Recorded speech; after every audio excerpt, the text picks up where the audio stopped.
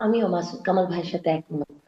যতটুকু প্রচারণা দেখছি ভেরি পজিটিভ মনে হচ্ছে। একটা জিনিস খুব ভালো লাগছে, যেটা সব জায়গায় বলছি, যে কেউ কারোর নাম ধরে ওরকম হুম করে তীব্র মানে বাক্য বাণে বিদ্ধ করছে না একজন আরেকজনকে, ইনডিরেক্টলি বলছেন, সুন্দর বলছেন। আমরা মানে কোকিলের ডাকও শুনেছি আজকে, হুম তাই হুম না? হুম মানে কোকিলের ডাক শুনেছি, অনেক কিছু শুনছি, এগুলো একটা পজিটিভ সাইন। তবে একটা জায়গাতে আমার একটু খারাপ লেগেছে, যে একটা ছেলে, মানে ছেলে বলবো কিনা কি বলতে হবে, এনসিপির নাসিরউদ্দিন পাটোয়ারি, হ্যাঁ, উনার একটা বক্তব্য আজকে আমার খুবই অশালীন লেগেছে। উনি সবসময় আসলে এই ধরনের অশালীন বক্তব্য দেন, আহ এবং মানে এতই অশালীন লেগেছে, ওই জায়গা থেকে মনে হয়েছে যে এটা একটু শিষ্টাচার বহির্ভূত, এভাবে কথা হুম। না বললে হয়। তবে উনার একটি ক্যারেক্টার আছে, মানে ক্যারেক্টারিস্টিক হচ্ছে উনি সবসময় সেন্টার অফ দ্য অ্যাট্রাকশন থাকতে চান, সেটা তার শব্দ বান দিয়ে হোক বা যা দিয়ে হোক। তো এটা হয়তো উনার একটা স্ট্র্যাটেজি। আর আপনি যেটা বললেন যে নির্বাচনের সমীকরণ মিলছে কিনা, নির্বাচনের যে সমীকরণ, সমীকরণটা মিললেই তো আর গণতন্ত্র থাকে না, না?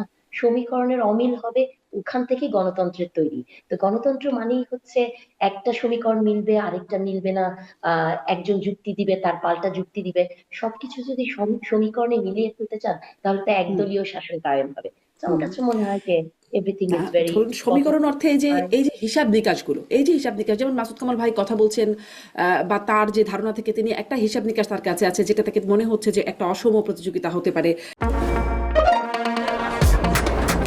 শুধুমাত্র সিটি ব্যাংকে অ্যাকাউন্ট থাকলেই করতে পারবেন গুগল পে। তাই অ্যাকাউন্ট খুলুন আজই।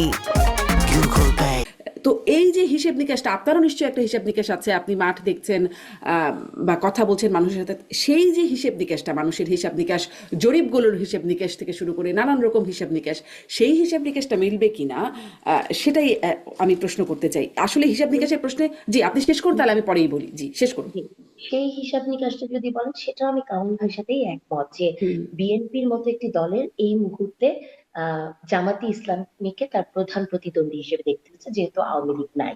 এটাই সত্য আসলে। কারণ আপনি যদি জামাতি ইসলামীর সবচেয়ে বড় যে নেতা, হ্যাঁ, তার আমিরের যদি ভোট গুলোকে, মানে উনি যতবার ইলেকশন করেছেন, সব ভোট গুলোকে যদি যোগ করেন, তাহলে বিএনপির একটা ধরেন মধ্য লেভেলের নেতার যে এককালীন ভোট, সেটার সমান। তো হুম আর যে জরিপের কথাগুলো আপনি বলছেন, দেখেন, জরিপের ফলাফল এটাও সব জায়গায় বলি, যে এটাতে আপনাকে প্রথমে মনে রাখতে হবে যে টাকার উৎসটা কোথায়, জরিপটা কারা করেছেন, বা জরিপের স্যাম্পল যে আপনি নিয়েছেন।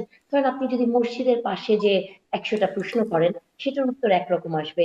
আপনি যদি ধরেন ঢাকা ইউনিভার্সিটিতে যে করেন, আরেক রকম আসবে। সো স্যাম্পলটা কেমন করে চুজ করা হচ্ছে, র্যান্ডম স্যাম্পলিং ছিল কিনা, অর্থায়ন কোথায় থেকে এসছে, সেগুলাই। হুম তবে হয়েছে কি, আমার কাছে এখন মনে হয় যে মাঝে মাঝে এই জরিপগুলো কি আসলে কোনো কিছুকে ইন্ডিকেট করে কিনা। কারণ জরিপে আপনি দেখবেন যে একটি দল, যে দলটির কথা আমরা হুম বলছি, যারা কখনোই ভোটের রাজনীতিতে এগিয়ে ছিলেন না,